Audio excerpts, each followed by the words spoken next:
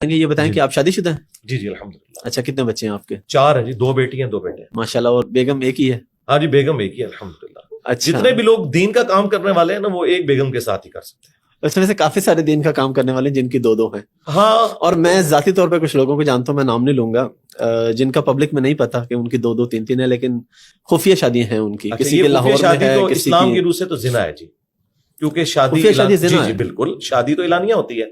جامعہ ترمذی میں، سنن ابن ماجہ میں یہاں تک حدیث ہے کہ حلال اور حرام نکاح میں فرق گانے کا ہے. گانے کے ذریعے اناؤنسمنٹ، یعنی اب ایک اناؤنسمنٹ ہوئی نہیں ہے تو وہ چھپی دوستی تو اسلام میں حرام ہے. آپ سورۃ النساء پڑھ لیں. نہیں، اگر نکاح کیا ہوا ہے پھر بھی حرام ہے جی. چھپی دوستی ہے. میں آپ کو بتاتا ہوں اس کی لاجک کیا ہے.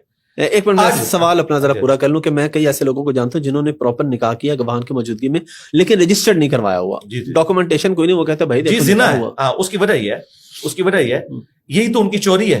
کیوں نہیں رجسٹر کروا رہے؟ اور اس کا اینڈ رزلٹ یہ ہوگا کہ آج اگر ان کی ڈیتھ ہو جاتی ہے تو وہ جو بیوی جو چھپ کے انہوں نے کی ہے وہ وراثت میں حصہ لے گی؟ وہ تو قانونی طور پہ نہیں لے سکتی. تو قرآن نے تو وراثت کے احکامات بتائے ہیں، انہیں حدود اللہ بتایا ہے. تو ایسا شخص زندگی میں بھی حرام کر رہا ہے اور مرنے کے بعد بھی وہ قبر میں اللہ کے عذاب میں ہوگا کہ اس نے ایک ایسی بیوی چھوڑی ہے اور اس کے بچے کہ جو اس کی وراثت میں سے لے نہیں سکتے قانون. اس وجہ سے میرے بھائی یہ گواہ کیا ہے؟ یہ گواہ کیا؟ ان کے مریدین ہوتے ہیں اپنے. یہ تو صرف ایک لیپا پوتی والا کام کر رہے ہیں. آپ دیکھیں اس کی قانونی حیثیت کوئی نہیں ہے نا.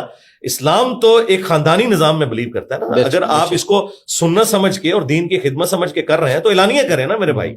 ہم نے تو دیکھا ہے کہ نبی صلی اللہ علیہ وآلہ وسلم نے بھی زندگی میں ایک ہی شادی کی ہے. یہ جو آپ کو بعد کی شادیاں نظر آتی ہیں نا وہ بالکل آپ کے آخری 8-9 سال کی ہے.